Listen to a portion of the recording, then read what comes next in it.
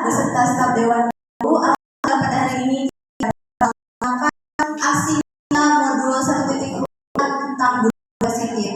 Salam semoga kepada Nabi Muhammad SAW. Di sini saya akan mendiseminasikan tentang budaya positif yang sudah saya pelajari dari pendidikan guru penggerak, yaitu yang sudah saya selesaikan, yaitu 4 modul dari 10 modul yang ada. Artinya saya sisa 6 modul lagi untuk menyelesaikan pendidikan ini. Baik, di sini saya akan Bapak Ibu yang mengenai budaya positif, tapi saya di sini ingin berbagi ilmu kepada Bapak Ibu semuanya. Baik, waktu langsung saja kita mulai budaya positif. Konsep utama modul budaya positif itu ada 8. Yang pertama, perubahan paradigma positif. Keduanya, disiplin positif. Ketiganya, nilai kebajikan.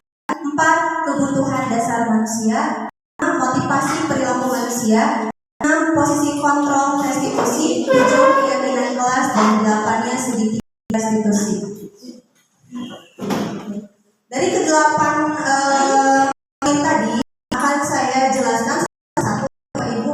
Di sini pembelajaran dengan paradigma baru, yaitu pembelajaran baru yang dirancang berdasarkan prinsip pembelajaran yang diferensiasi, sehingga setiap siswa belajar sesuai dengan kebutuhan untuk mewujudkan profil pelajar Pancasila.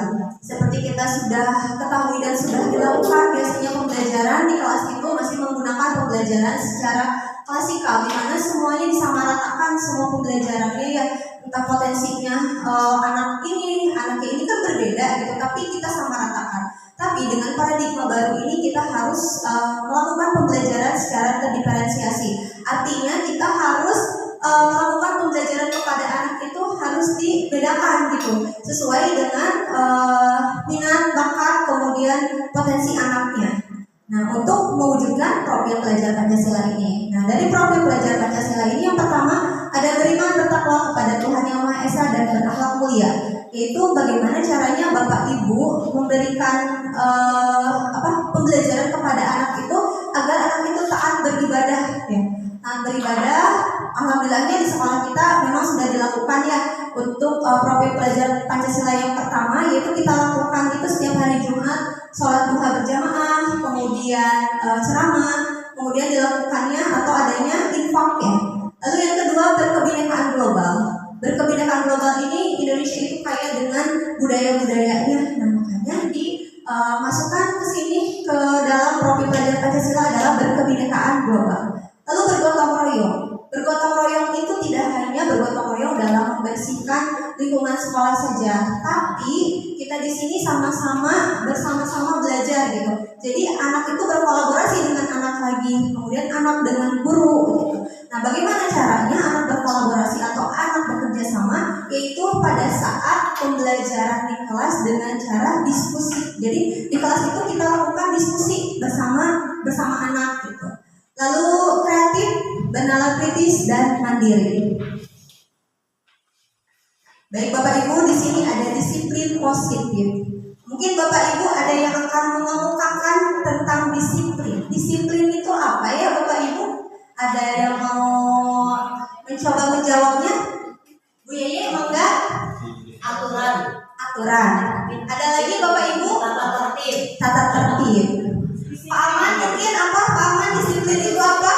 Mungkin bisa etika. Oh, etika, baik. Terima kasih atas jawabannya Bapak Ibu. Tadi disiplin itu berpacu pada aturan ya. Aturan. Nah, di sini disiplin itu berasal dari kata disiplina yang artinya belajar. Disiplin itu mengacu pada disiplin diri yang memiliki tanggung jawab terhadap apa yang dilakukannya berdasarkan nilai-nilai yang diyakini. Nilai-nilai yang diyakininya yaitu ada nilai-nilai kebajikan universal yang nanti akan saya jelaskan di slide selanjutnya. Kemudian disiplin positif merupakan salah satu cara penerapan disiplin yang bertujuan untuk menumbuhkan kesadaran serta memberdayakan peserta didik tanpa imbalan penghargaan atau reward, ancaman atau hukuman. Berarti kalau adanya ancaman atau hukuman keyword itu adalah motivasi ekstrinsik, artinya motivasi dari luar gitu. Karena anak merasa takut, anak merasa terancam, dan anak itu semangat karena adanya imbalan gitu. Nah, tujuan kita sebagai pendidik itu apa? Menciptakan anak-anak yang memiliki disiplin diri, berperilaku dengan mengacu pada nilai-nilai kebajikan universal dan memiliki motivasi intrinsik, bukan ekstrinsik. Berarti yang kita butuhkan di sini dan yang harus kita jelaskan kepada anak, bagaimana caranya kita ini menggali motivasi anak itu agar keluar motivasi intrinsiknya atau motivasi dari dirinya. Nah, di sini ada nilai-nilai kebajikan. Nilai-nilai kebajikan itu adalah nilai yang disepakati bersama, lepas dari suku bangsa, agama, bahasa, maupun latar belakang. Berarti disepakati bersama itu adanya kesepakatan antara guru dengan siswa yang tidak bisa dilakukan sendiri antara guru saja atau murid saja. Nah, di sini ada contoh nilai kebajikan institusi atau organisasi. Ada topik pelajaran Pancasila yang sudah kita ketahui bersama. Kemudian ada Ivo Primary Years Program atau PYP. Di situ disebutkan bahwa nilai kebajikannya ada toleransi, rasa hormat, integritas, mandiri, menghargai, antusias, empati, dan masih banyak lagi.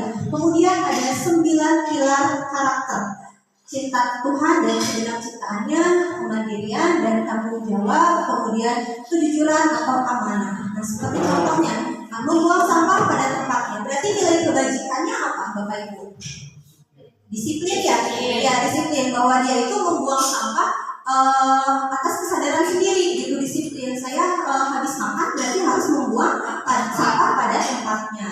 Kemudian saling menyayangi atau tidak membuli teman. Berarti nilai kebajikannya apa? Saling menghargai ya. Di sini ada kebutuhan dasar manusia. Kebutuhan dasar manusia itu adalah sesuatu yang kita lakukan untuk mendapatkan apa yang kita inginkan.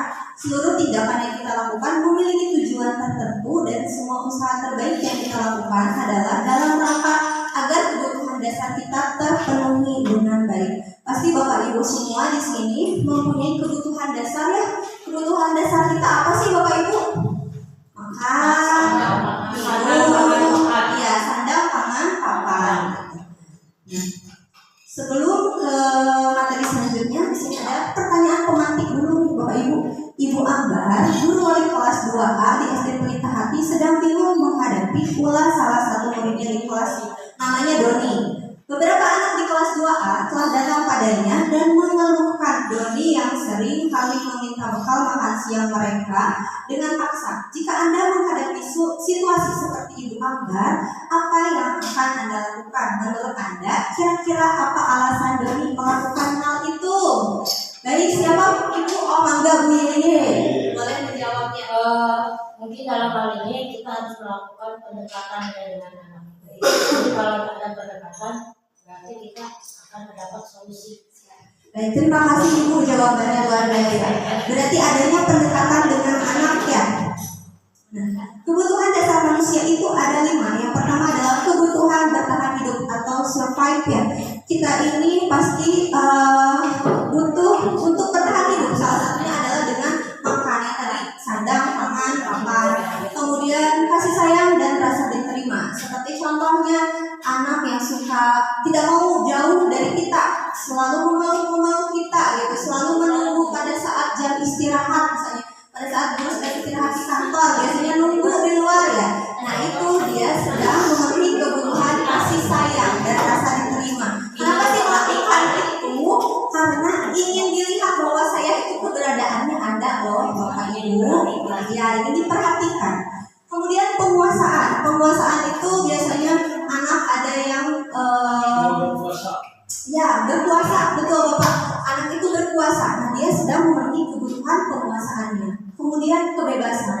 Kebebasan itu di sekolah ada aturan. Anak itu ada yang tidak suka dengan aturan, tidak suka dengan diatur. Nah, dia itu sedang memenuhi kebutuhan kebebasannya.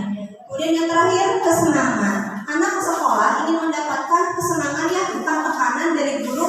Nah, makanya bagaimana caranya kita sebagai guru untuk menciptakan pembelajaran yang menyenangkan untuk anak. Di sini kebutuhan bertahan hidup. Pada kasus di atas, apabila jawaban Doni ketika ditanya ditanya oleh Ibu Ambar adalah karena ia lapar dan orang tuanya tidak membawakannya bekal makan siang. Maka kebutuhan dasar yang sedang berusaha dipenuhi oleh Doni adalah kebutuhan untuk bertahan hidup atau survival. Nah, di sini anak tidak membawa bekal ke sekolah. Kita kadang tidak tahu ya anak didik kita itu ekonominya seperti apa gitu. Ada yang memang ekonominya di atas rata-rata gitu, kemudian ada yang di bawah. Nah, itu jika anak ada yang mengambil bekal temannya, kita jangan langsung menjudge Bapak Ibu ya.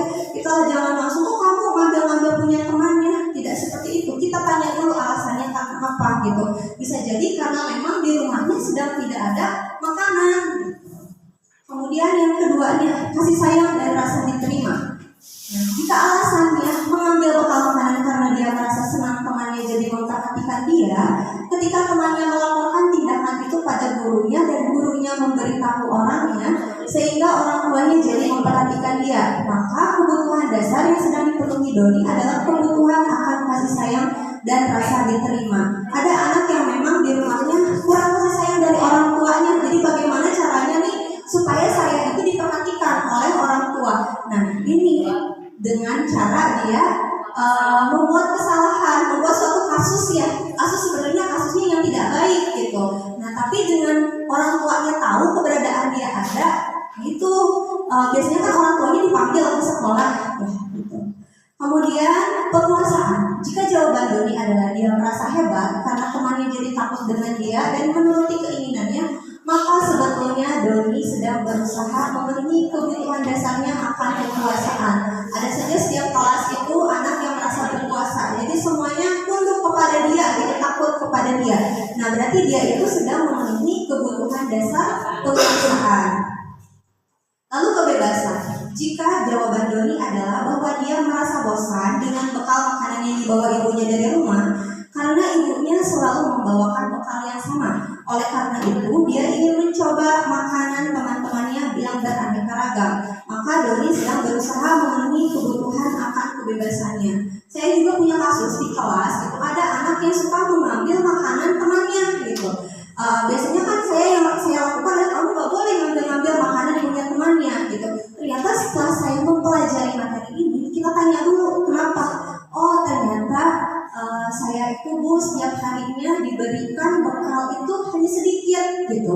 Dibawakan bekal sedikit, uang jajan sedikit, kemudian tidak juga dibawakan bekal nasi gitu. Makanya dia itu sedang memenuhi kebutuhan akan kebebasannya gitu, dengan mengambil makanan temannya gitu. Kemudian kesenangan. Jika Doni menjawab dia melakukan karena iseng saja dan dia memiliki ekspresi wajah teman-temannya yang kesal karena diambil makanannya dan menurut dia ekspresi teman-temannya itu lucu, maka berarti Doni sedang berusaha memenuhi kebutuhannya akan kesenangan. Ada anak yang suka melihat temannya itu menangis ya, ada. Nah, dia itu berarti sedang memenuhi kebutuhan kesenangannya. Kemudian motivasi perilaku manusia. Motivasi itu apa sih? Motivasi itu adalah dorongan yang timbul pada diri seseorang secara sadar atau tidak sadar untuk melakukan suatu tindakan dengan tujuan tertentu. Motivasi perilaku anak itu ada dua, ada intrinsik dan ekstrinsik. Tadi yang sudah dibahas ya bahwa ekstrinsik itu berarti berasal dari luar, artinya tadi adanya ancaman atau hukuman, yang kemudian reward. Tapi untuk yang intrinsiknya itu berarti atas kesadaran anak sendiri gitu.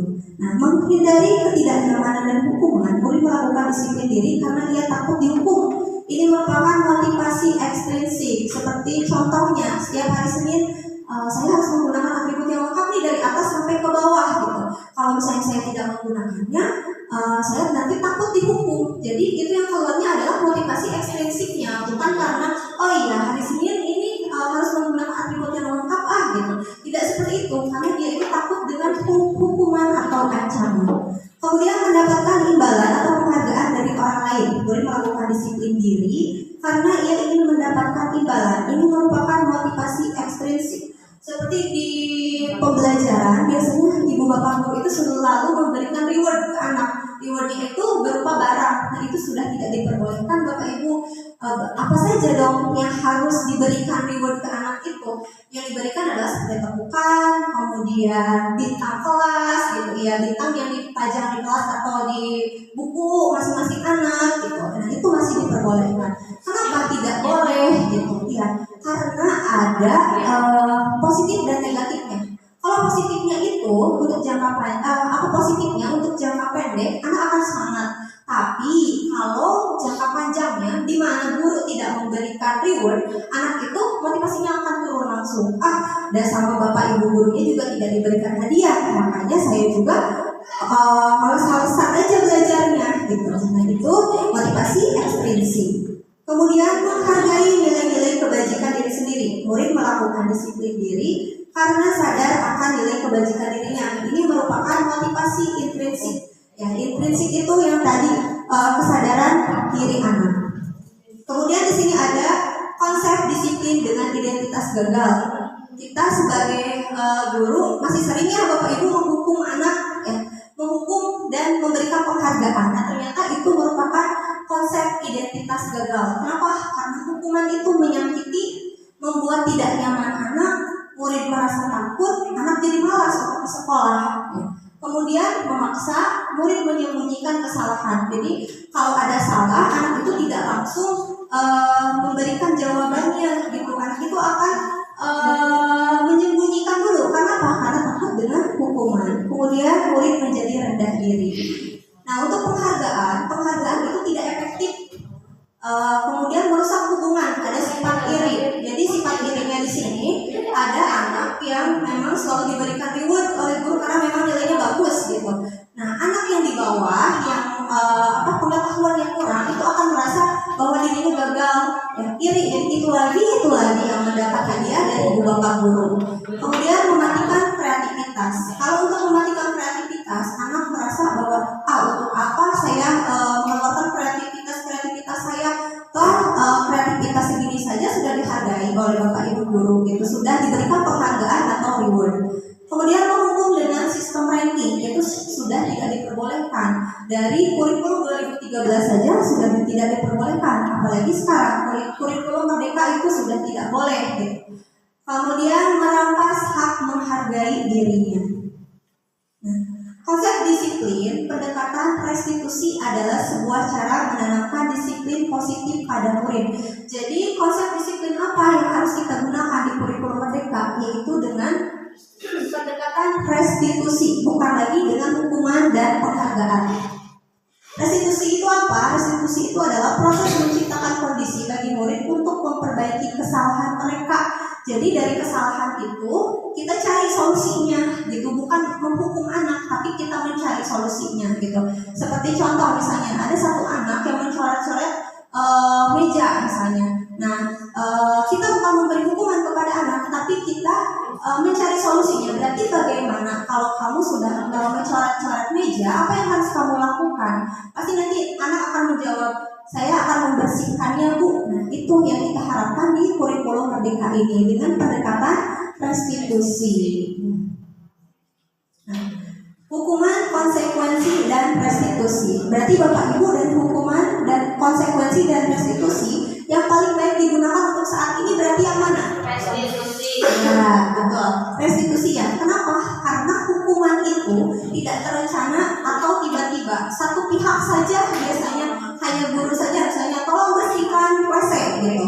Nah, itu termasuk hukuman. Kemudian murid tidak dilibatkan. Jadi murid tidak tahu hukuman yang akan diberikan oleh guru. Kemudian hukuman itu fisik dan verbal. Kalau fisik itu biasanya disuruh push up, disuruh lari gitu. Nah, untuk verbal itu dari perkataan ya, perkataan yang menyakitkan hati anak. Kemudian konsekuensi, yaitu sudah terencana atau disepakati. Jadi kedua belah pihak sudah tahu kalau melakukan kesalahan berarti konsekuensinya apa. Jadi guru sudah tahu gitu ya. Kemudian sudah disetujui juga oleh murid dan guru. Nah, yang terakhir adalah restitusi. Restitusi itu adalah proses menciptakan kondisi bagi murid untuk memperbaiki kesalahan mereka. Jadi mencari solusi nanti. Jadi proses pembelajaran Bapak Ibu ya, restitusi itu. Nah, baik, di sini ada hukuman atau konsekuensi. Kalau kita tindakan catat 100 kali. Coba kamu catat 100 kali di dalam buku kalimatnya. Saya tidak akan terlambat lagi karena terlambat ke sekolah. Berarti itu hukuman atau konsekuensi, Bapak Ibu? Hukuman. Yang kedua, lari mengelilingi lapangan basket 2 kali karena terlambat hadir di sekolah. Hukuman. Yang ketiga, membersihkan coretan yang dibuatnya di meja tulis. Konsekuensi. Yang keempatnya, menggantikan kertas tugas teman yang telah dicoret-coret. Kita lihat jawabannya, betul atau tidak? Iya. Betul ya. Hukuman dengan konsekuensi dan konsekuensi. Nilainya 100. Nah, kita lanjut ya. 5 posisi kontrol restitusi.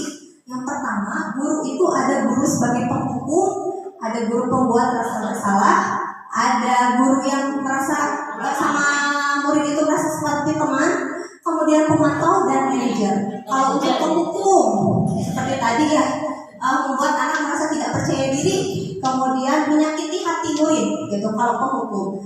Kalau pembuat rasa bersalah itu biasanya guru menggunakan intonasinya tuh lembut tapi menyakiti hati, gitu ya. Nyeret. Terus teman, kalau teman itu biasanya kita sambil tertawa gitu ya, sambil kumur dengan anak gitu, dekat dengan anaknya itu posisi kontrolnya sebagai teman. Kemudian pemantau. Kalau pemantau itu kita biasanya hanya melihat memantau saja anak, dan yang terakhir adalah manajer. Nah, ini posisi kontrol restitusi paling baik adalah manajer karena kita memberikan solusi, mencari solusinya bersama-sama gitu.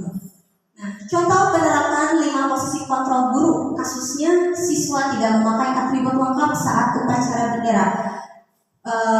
Misalnya ada yang tidak menggunakan atribut lengkap, kalau guru menyuruh anak untuk lari berkeliling lapang atau push up atau hormat kepada bendera, itu berarti kita masih menjadi guru penghukum ya. Kemudian berapa kali ibu atau bapak harus memberitahu kamu selalu mengecewakan ibu atau bapak. Nah, itu pembuat merasa bersalah. Lembut kata-katanya tapi menyakiti hati anak. Nah, kemudian kalau posisi kontrol sebagai teman, ayo dong ikuti aturan sekolah. Kalau bapak ibu atau bapak ya sudah, lain kali jangan sampai berbuat seperti itu lagi ya. Itu posisi kontrolnya sebagai teman.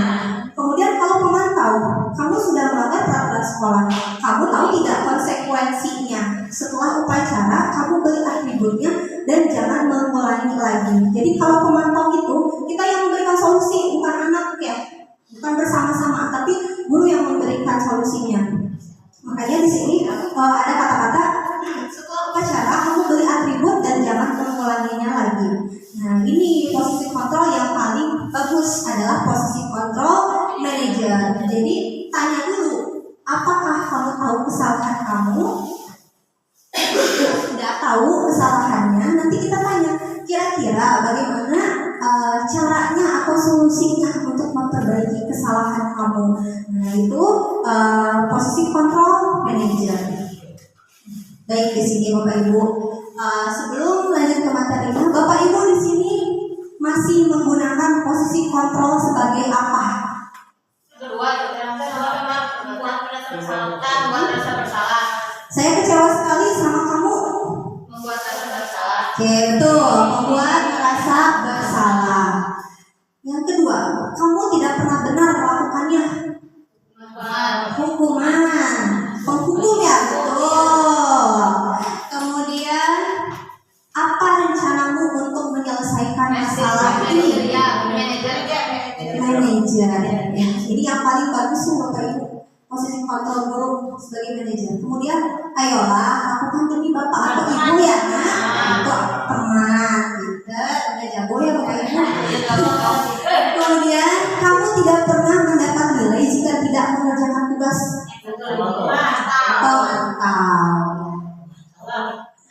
Nah, di sini ada keyakinan kelas.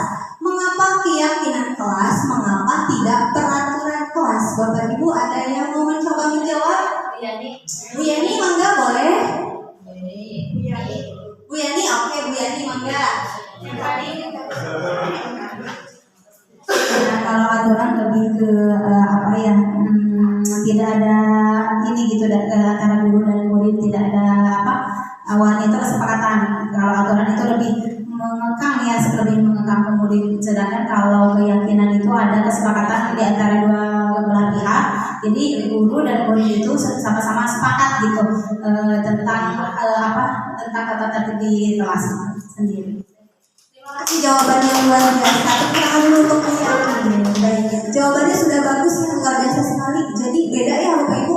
Mengapa sih keyakinan kelas? Mengapa tidak peraturan kelas? Karena peraturan kelas itu hanya satu pihak yang membuat, dan itu peraturan itu banyak sekali ya. Nah, di kurikulum Merdeka kita menggunakan keyakinan kelas.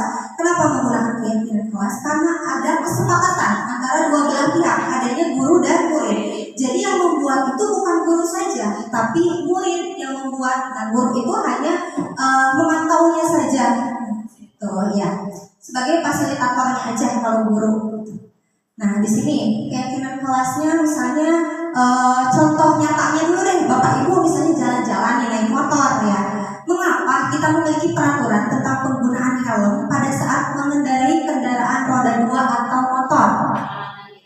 Untuk keselamatan ya, berarti yang timbulnya adalah motivasi intrinsik. Tapi kalau Bapak Ibu menjawabnya karena takut hilang, nah berarti itu motivasinya ekstrinsik karena berasal dari luar. Kemudian pada saat COVID-19, nah, mengapa kita memiliki peraturan tentang penggunaan masker dan mencuci tangan setiap saat? Supaya tidak tertular COVID-19 ya, betul. Berarti itu kita keluarnya adalah motivasi intrinsik, yaitu dari dalam. Nah, sekarang masuk ke pembentukan keyakinan kelas. Bagaimana sih pembentukan keyakinan kelas? Pembentukan keyakinan kelas itu, Bapak Ibu, harus dilakukan untuk kurikulum Merdeka pada saat pengenalan lingkungan ya di awal. Jadi kan kita membuat jadwal pelajaran, jadwal tiket, gitu. Kemudian jadwal untuk kegiatan apa yang akan dilakukan, gitu. Nah, ini pembentukan keyakinan kelas itu harus dilakukan di awal. Yang pertama itu mempersilahkan warga sekolah atau murid untuk berpendapat tentang peraturan yang perlu disepakati. Jadi kita nanti berikan note ya, sticky note, atau misalnya kalau misalnya memang tidak ada, boleh menggunakan kertas yang dipotong-potong saja seperti ini, kecil-kecil ya. Nah, nanti dibagikan ke anak satu-satu.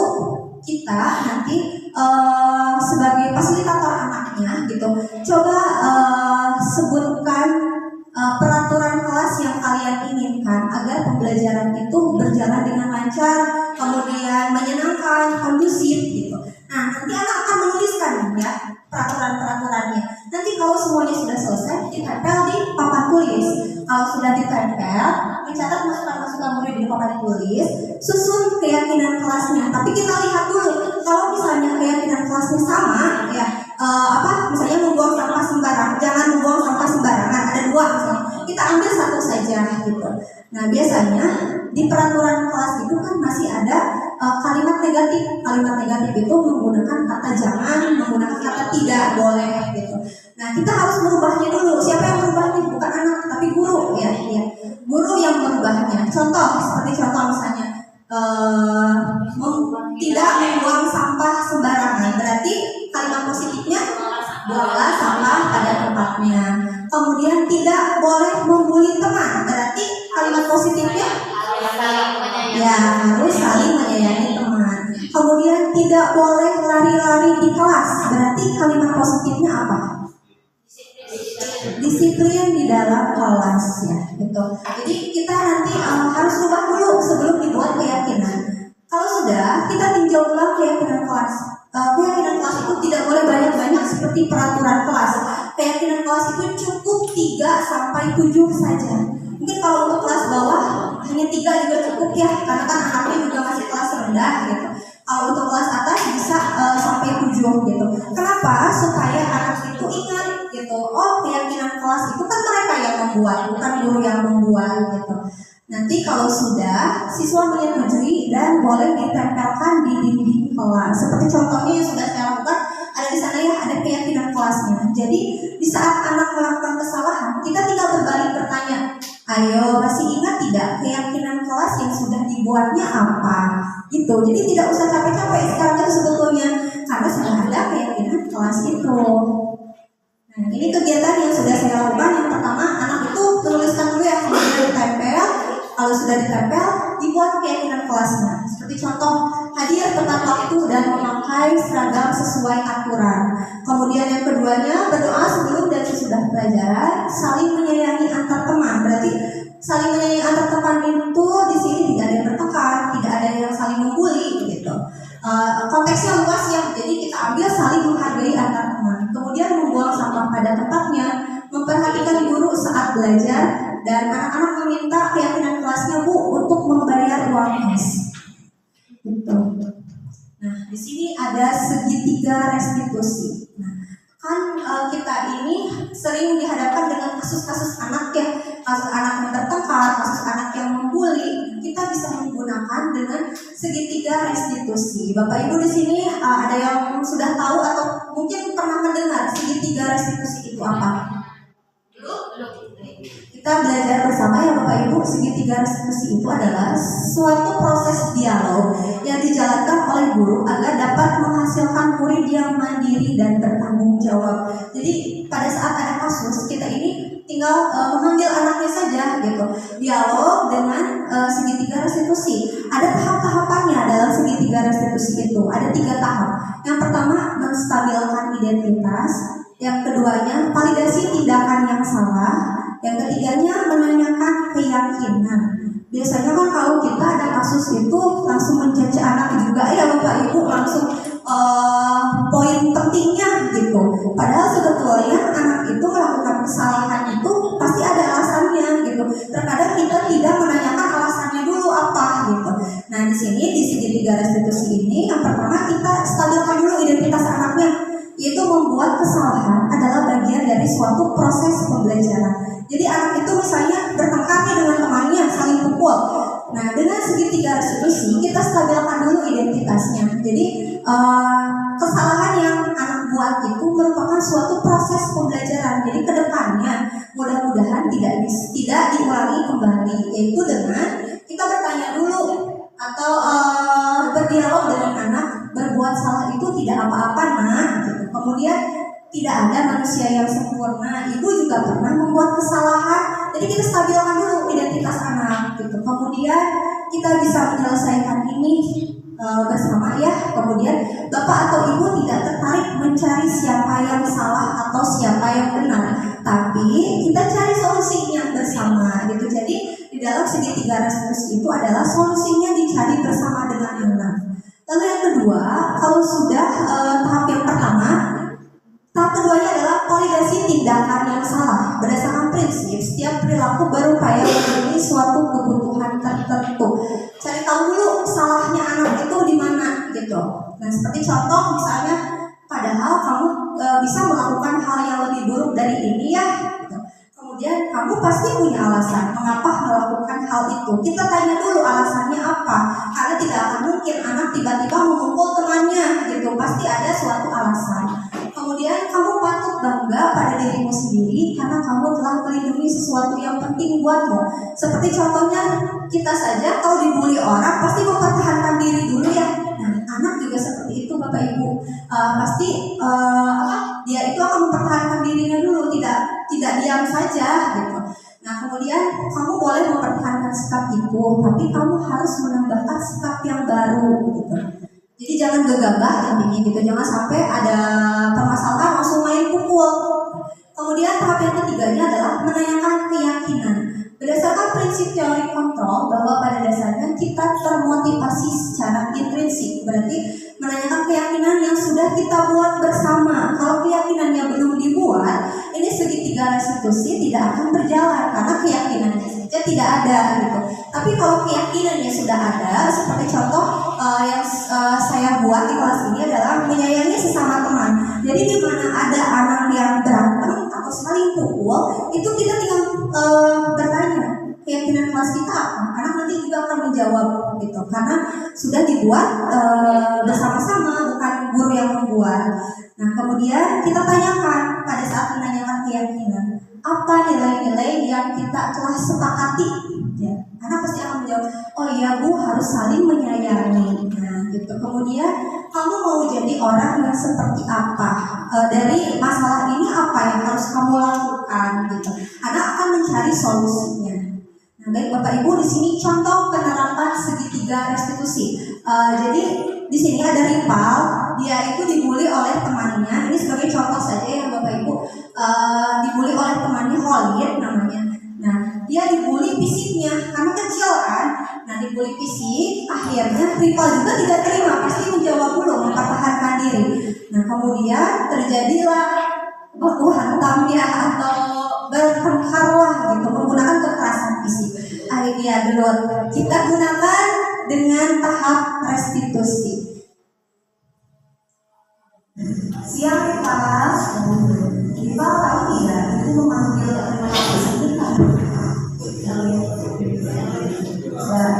Pak, tadi aku itu pada saat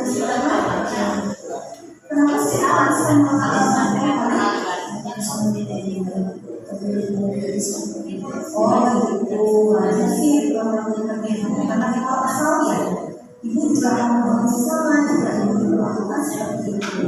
Lalu apa yang dilakukan terhadap kali tadi?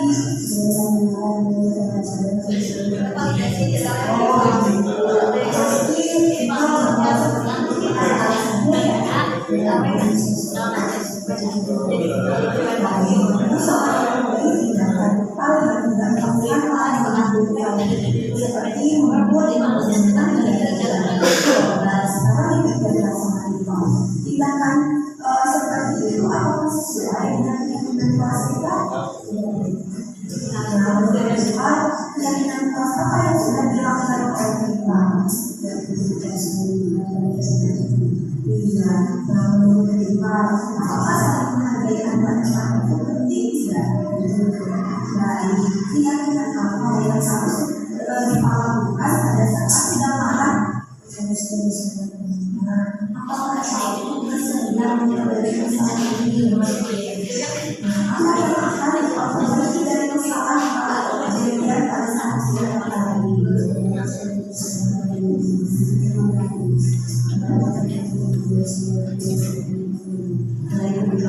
Sekarang sudah tahu ya apa yang harus diperbaikinya. Silakan sekarang kita kembali ke kelas. Baik, sama-sama ya. Nama saya Ripa.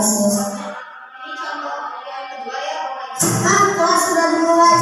Kelas sudah dimulai. Saya terlambat masuk.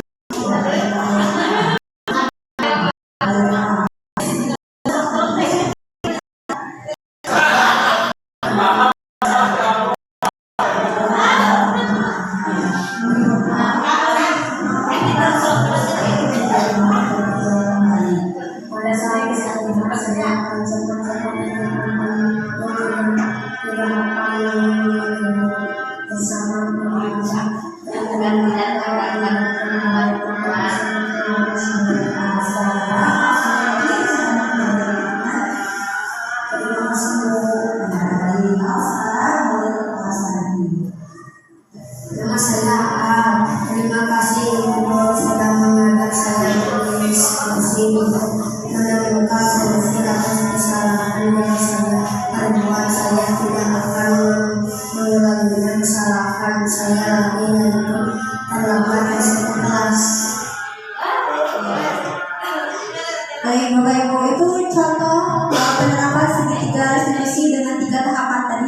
ini sebagai peran aja ya gitu. Jadi contohnya saja seperti itu gitu. Jadi kalau kita ingin melakukan penerapan segitiga restitusi, ada 3 tahapannya tadi.